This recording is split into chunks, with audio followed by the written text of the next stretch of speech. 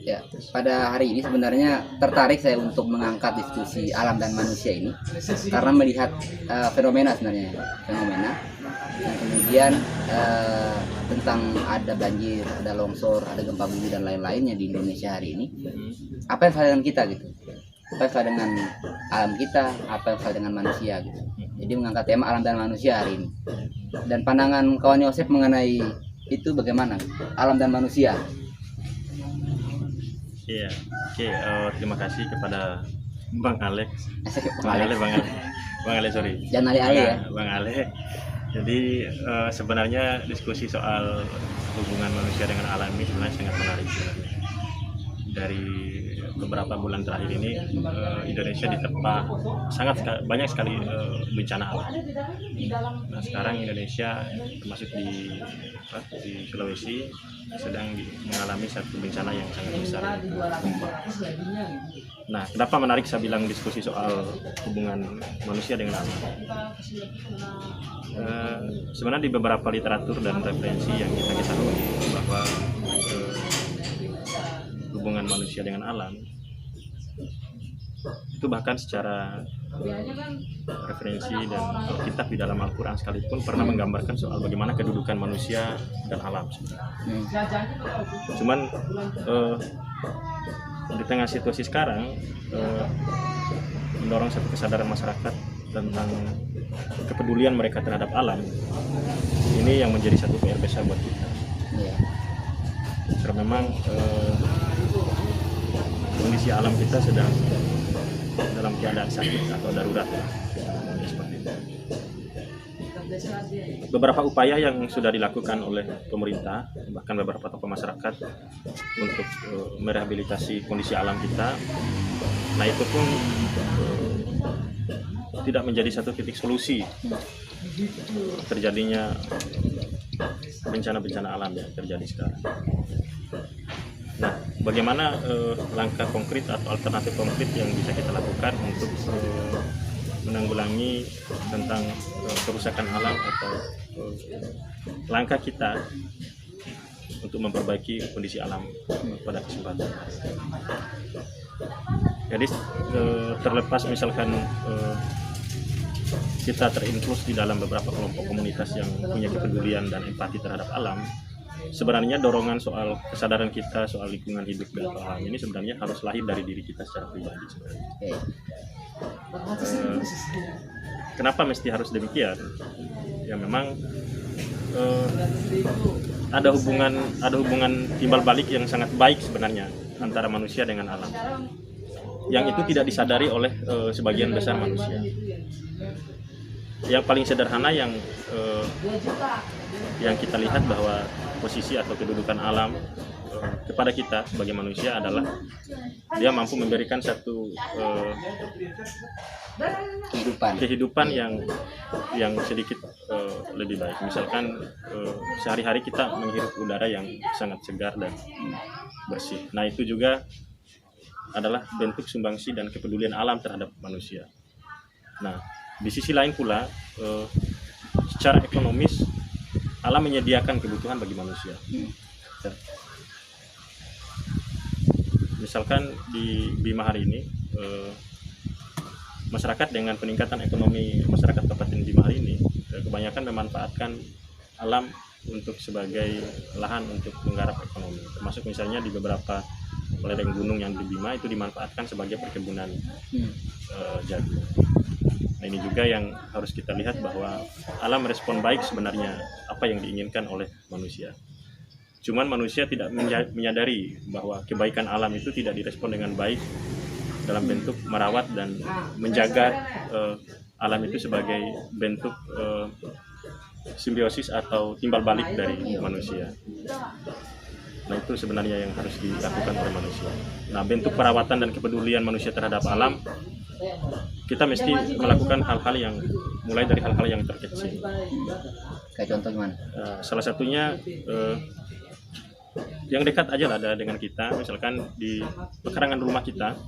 Di pekarangan rumah kita sebenarnya itu juga mesti harus ditanami beberapa jenis pohon dan tumbuh-tumbuhan sebagai bentuk kita merawat hidup atau merawat bumi. Gitu. Nah, itu yang terkecil. Langkah-langkah yang bisa kita lakukan dalam merawat bumi. Nah, beberapa dekade, beberapa tahun terakhir, bahkan puluhan terakhir ini, proses pemanasan global sangat berefek kepada kehidupan kita. Sehingga di Bima, salah satu kabupaten dan kota di Bima ini, julukannya kota terpanas. kota Terpanas. dinobatkan sebagai kota terpanas di Indonesia. Oke, Bima ya. Padahal sebenarnya kalau kita ngelihat di Bima ini, proses pertumbuhan secara infrastruktur dan bangunan kepadatan penduduknya masih agak minim sih sebenarnya. Tapi karena intensitas masyarakat membabat hutan dan segala macam, sehingga tingkat panas yang ada di Bima itu sangat mengkhawatirkan, sehingga dinobatkan sebagai salah satu kota dan kabupaten yang terpanas Di Indonesia itu. di Indonesia. Nomor satu, oke. Nah, kemudian nih Bang Sep ya, kalau kita coba menarik dari situasi hari ini gitu. Jadi kan bahwa alam ini kan memang perlu kita jaga, kita rawat, karena memang memberikan kehidupan bagi manusia gitu. Terlepas dari oksigen, kemudian ya sejuk dan lain-lainnya, juga memberikan kebutuhan ekonomis tadi. Cuman hari ini kan kalau kita pakai perspektifnya hari masyarakat begitu, masyarakat yang harus kita clearkan hari ini, bahwa kalau kita nggak babat hutan gitu, kalau kita nggak tanam jagung, mau makan apa kita gitu kan. Nah, artinya ini kan juga menjadi apa ya, menjadi problema di masyarakat, ataukah ini soal apa gitu yang konyol saya lihat ini? Iya, sebenarnya kan asumsi dan pembenaran masyarakat itu kita tidak membenarkan, maksudnya saya. Potong lagi. Seperti katanya Pak Presiden nih.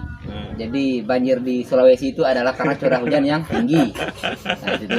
Kemudian benar kan? Curah hujannya tinggi katanya. Terus kemudian kalau kekeringan itu curah hujannya rendah. Ini kan macam apa ini gitu ya? Aneh. Iya. Ya, oke, lanjut dulu. Itu iklan tadi.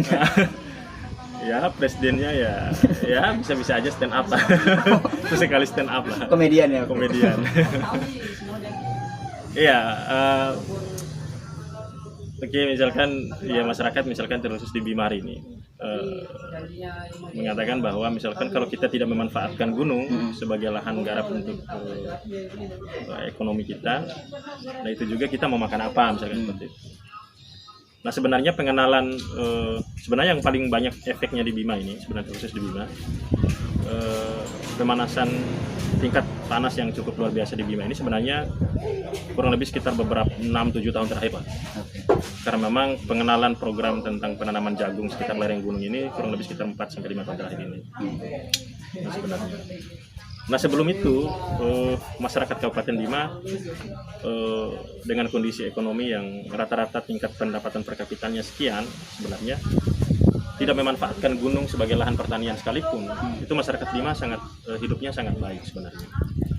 Malahan di beberapa 10-20 tahun terakhir sebenarnya bencana-bencana alam yang terjadi di Bima itu sangat agak minim sebenarnya. Sebelum diperkenalkan oleh pemerintah Provinsi NTB soal program Pijar itu. Pijar. Program Pijar. Lupa. Padi, jagung, rumput laut. Oh iya. Programnya Gubernur NTB. Oke. Sampai kemarin sebenarnya ada cerita satu studi, sebenarnya kita ngomongin soal program Bima ini soal penanaman jagung.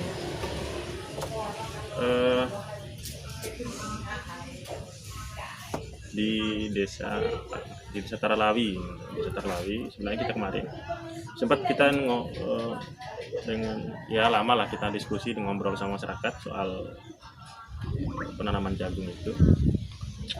Pertanyaannya sederhana sebenarnya, sampai sejauh mana sih sebenarnya pertanian jagung ini mampu mendongkrak peningkatan ekonomi masyarakat? Pertanyaannya seperti itu. Jawabannya sederhana, sebenarnya nggak terlalu berefek terhadap peningkatan ekonomi masyarakat sebenarnya, yang malahan lebih banyak merusak ekosistem dan keberlangsungan alam sebenarnya. Itu kuncinya. Iya. Itu kuncinya. Berarti kan bahwa program yang ada hari ini sebenarnya bukan kita tolak atau apa gitu. Cuma kan ada rencana tata ruang wilayah di mana ditempatkan produksi jagung skala besar-besaran gitu oleh pemerintah, ini tidak memberikan kayak semacam legal standing untuk melakukan pembakaran hutan gitu kan. Dan yang kedua adalah ini kan kita harus hidup berdampingan dengan alam, sehingga tidak keluar statement komedian tadi, oh banjir ini akibatkan oleh curah hujan yang tinggi. Wah, itu kan aneh banget itu. Aneh lah ya.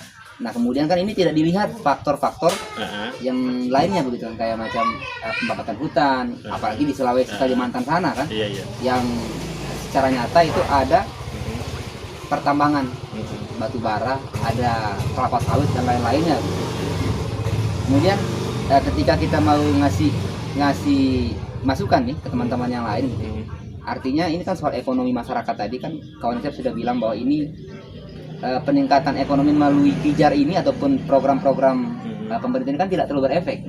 Nah, artinya kan ada celah bagaimana alam ini tetap terawat gitu. Tetap terawat dan lain-lainnya. Gimana tanggapan kawan Yosep? Iya, sebenarnya kan di soal program pemberdayaan dan pembinaan petani, sebenarnya kan untuk penggunaan kawasan hutan, sebenarnya kan di kawasan hutan dia sebenarnya ada kategori kawasan sebenarnya. Ada 2 kawasan khusus yang memang masyarakat sebenarnya tidak bisa membabat hutan. Ada kawasan hutan produksi dan ada kawasan hutan lindung. Nah, rata-rata yang dibabat oleh masyarakat ini, rata-rata yang dibabat oleh masyarakat ini adalah kawasan hutan produksi. Sebenarnya di pemanfaatan hutan di kawasan hutan produksi sebenarnya ada 3 tahap sebenarnya pemanfaatan kawasan hutan yang sebenarnya tidak terlalu berefek kepada pengerusakan lingkungan atau alam sebenarnya. Dia ada penanaman yang sifatnya jangka pendek seperti penanaman jagung dan sejenisnya. Terus kemudian ada jangka menengah, itu seperti ada beberapa jenis tumbuh-tumbuhan yang memang jangka panennya hitungan kurang lebih sekitar tahunan sampai bulanan sampai tahunan lah. Terus yang terakhir itu jangka panjang itu adalah menanam pohon. Nah, ada beberapa jenis tumbuh-tumbuhan yang memang bisa tumbuh di bawah pohon rindang sebenarnya, yang nggak mesti sebenarnya masyarakat membabat hutan, membabat pohon sebagai penanaman jagung. Sebenarnya itu adalah bentuk perawatan bumi kita sebenarnya, bentuk kita merawat bumi supaya kita tidak merusak ekosistem yang ada atau hutan yang ada. Sebenarnya itu alternatif yang sebenarnya secara prinsip memang pemerintah sebenarnya udah memberikan program itu sebenarnya. Cuman karena kesadaran dalam tanda kutip kesadaran masyarakat yang sudah terbawa oleh kondisi hari ini, ya memang mau gimana pun juga kita udah terbiasa dengan beberapa tahun terakhir ini sudah terbiasa dengan penanaman jagung, ya udah kita tanam jagung aja. Sebenarnya nggak mesti harus seperti itu. Ada beberapa jenis tumbuh-tumbuhan yang bisa ditanam di sekitar lereng gunung yang bisa tidak merusak alam sebenarnya. Sebenarnya soal alam ini sebenarnya indikatornya kalau misalkan tadi yang disinggung soal statementnya presiden itu sisi sebenarnya. Sebenarnya kan ada beberapa indikator sih sebenarnya pengerusakan alam. Terlepas misalnya pembakaran hutan. Nah, di beberapa kota-kota besar sebenarnya termasuk di wilayah Sumatera dan beberapa daerah yang lain termasuk Kalimantan, yang paling berefek yang sangat besar itu adalah alih fungsi lahan sebenarnya. Sebenarnya di beberapa daerah yang sebelumnya adalah kawasan atau lahan pertanian itu dirubah menjadi kawasan untuk perkebunan sawit dan beberapa perkebunan yang lain. Termasuk misalkan perubahan alih fungsi dari lahan pertanian menjadi tambang batu bara, tambang emas dan seterusnya. Nah, ini yang sebenarnya yang kita lihat sebagai satu indikator terjadinya bencana-bencana besar yang ada di Indonesia. Sebenarnya itu yang menjadi titik permasalahan sih sebenarnya yang ada di Indonesia soal bencana yang terjadi beberapa hari terakhir. Oke. Kalau kita coba tarik ini ke daerah lebih kecil lagi, gitu. Paling cepat dari Lambu, gitu. Nah, jadi ada pernah saya dengar slogan Bumi Lambu. Ya, Bumi Lambu. Bumi Lambu. Kemudian dengan komunitas kopi gitu lah. Ini kan bisa sedikit kita ngebahas gitu. Jadi kan memulai segala sesuatu dari hal kecil. Misalnya kalau teman-teman nggak bisa memulai dari hal yang besar kayak misalnya kebijakan dan lain-lainnya, tapi ada hal yang bisa kita lakukan. Saya kira juga cukup efektif gitu. Efektif untuk mendatangkan minat gitu. Mencintai alam seperti mencintai ibu sendiri gitu. Karena kan melahirkan kita dari alam dan lain-lainnya. Nah, jadi bagaimana tentang komunitasnya gitu, kemudian tentang perjalanannya, juga tentang respon masyarakat mungkin bagaimana di Lambu sendiri gitu. sebenarnya di Lambu sebenarnya kan di beberapa tahun terakhir sebenarnya masih syukur alhamdulillah lah, maksudnya di beberapa tahun terakhir alamnya sedikit baik lah. Nah sebenarnya posisi misalkan di teman-teman di komunitas kita, di komunitas kopi sebenarnya awalnya sebenarnya kita hanya sebatas ngopi-ngopi begini aja, ngopi doang gitu aja, cuman karena kita ada bentuk kerisauan kita terhadap kondisi sosial yang ada. Kita mikirnya begini gitu. Ini kita ngopi terus tiap malam, ngopi bareng terus ngomong apalah diskusi lepas gitu aja. Tapi kita nggak pernah menyentuh pada satu kondisi yang ada yang real sebenarnya. Kayaknya kita perlu ada satu action lah, maksudnya satu action yang bisa diakomodasi dalam bentuk wadah. Ya udah dirembuk lah bareng sama teman-teman yang lain.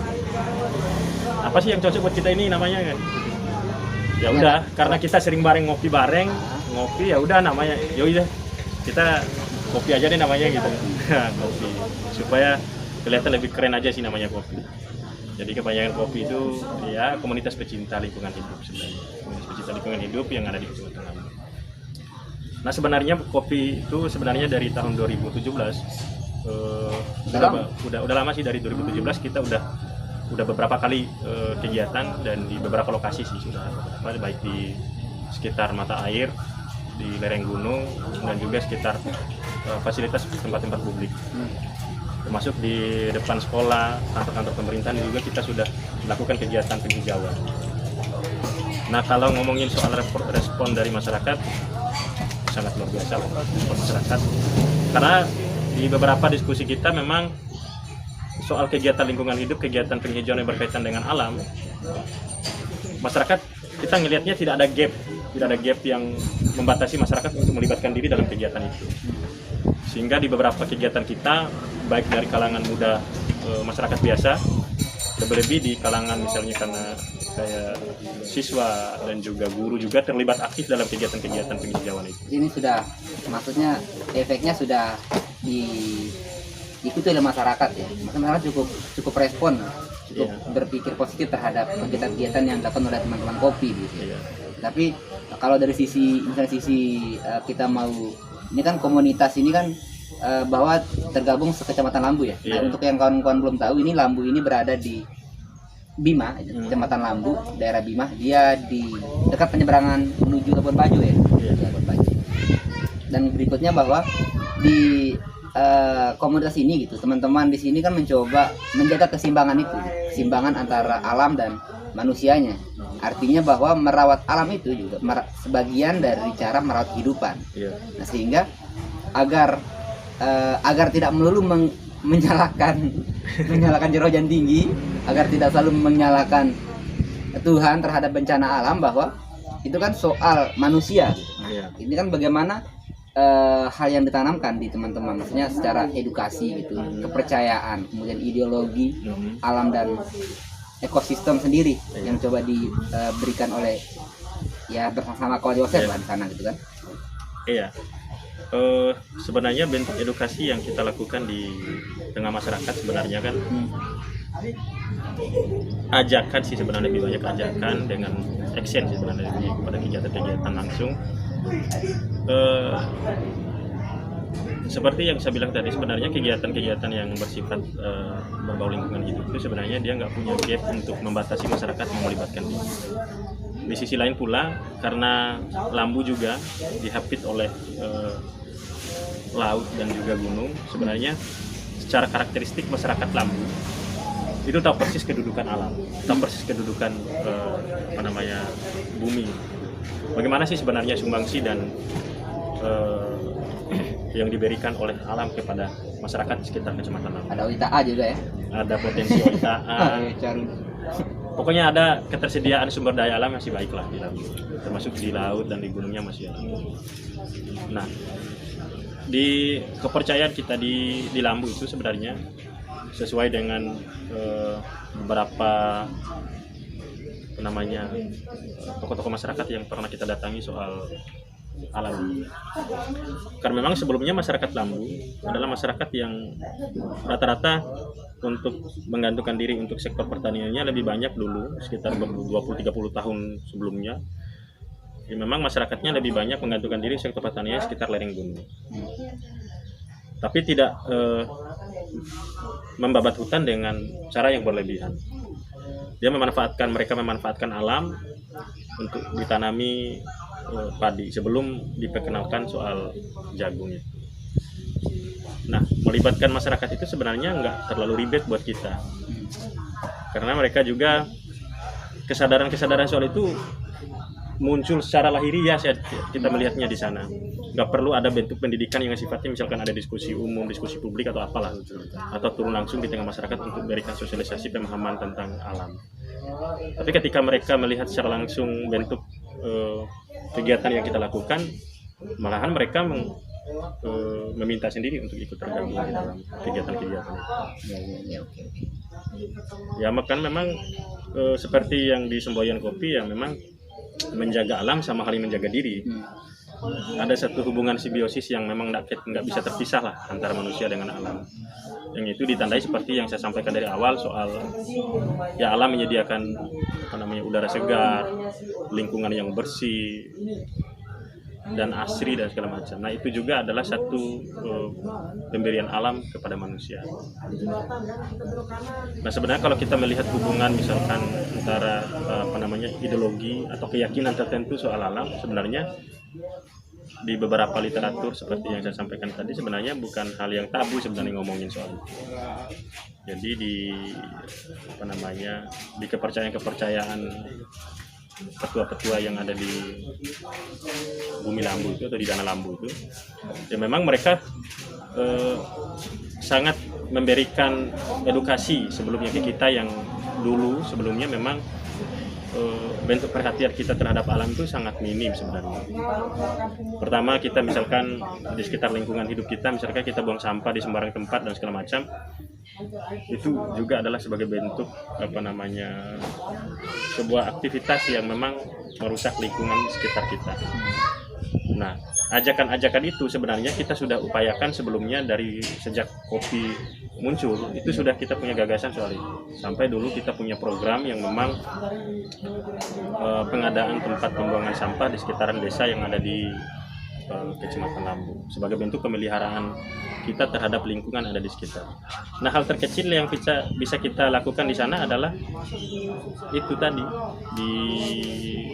pemanfaatan pekarangan rumah sebagai lahan untuk menanam sayur, tumbuh-tumbuhan yang bisa dikonsumsi langsung oleh masyarakat atau obat-obatan herbal yang bisa dikonsumsi buat obat. Nah, itu yang kita lakukan, hal-hal yang terkecil. Nah, sejauh ini sih sebenarnya kopi masih seputaran kegiatan-kegiatannya soal kegiatan penghijauan penanaman. Yang jauh sebelum itu belum ada sih, paling seputar itu aja diskusi kegiatannya. Oke, jadi yang terakhir nih kawan Yosep, kepada teman-teman mungkin pesan terakhir gitu mengenai alam dan manusia ini yang bisa dijadikan satu kesimpulan kita bersama hari ini. Bagaimana, apa yang mau disampaikan pesan-pesan terhadap teman-teman di Indonesia, khususnya di NTB, terlebih khusus lagi di Kabupaten Bima, apalagi di Lambu secara khusus lagi gitu. Apa yang bisa kita sampaikan hari ini terhadap tema besar kita adalah alam dan manusia? Ya, sebenarnya kan pesan kepada teman-teman ya seluruh masyarakat Indonesia lah. Masyarakat Indonesia, bumi kita ini atau alam kita ini sedang dalam keadaan sakit, dalam keadaan yang sangat mengkhawatirkan. Nah, itu nggak bisa dijadikan sebagai satu hal yang hanya menjadi satu statement di kitab saja, maksudnya soal kerusakan, terus kemudian bencana alam dan seterusnya. Harus ada satu langkah maju, langkah konkret yang bisa kita lakukan sebagai manusia yang nggak bisa terpisah dari alam, satu kesatuan yang utuh, yang punya ketergantungan dan punya hubungan simbiosis mutualisme dengan alam. Merawat bumi adalah sama halnya merawat bumi. Nah itu yang seperti yang kita beberapa kali disampaikan oleh kita. Maka mulailah dengan hal-hal yang terkecil. Pertama adalah membiasakan diri, misalkan di pekarangan rumah kita, di lingkungan sekitar kita, menanami jenis tumbuhan, apapun jenis tumbuh-tumbuhan, mau itu dalam bentuk sayur, tanaman herbal, dan tumbuh-tumbuhan pohon jenis apapun itu bisa ditanami di sekitar pekarangan rumah dan lingkungan perkampungan kita. Itu pertama. Terus yang kedua adalah, kalaupun di desa kita punya satu mata air yang itu bisa menopang atau memberikan penghidupan kepada masyarakat sekitar, rawatlah mata air itu dengan menjaganya, terus kemudian menanami beberapa jenis tumbuh-tumbuhan atau pohon sekitar mata air untuk merawat mata air yang ada.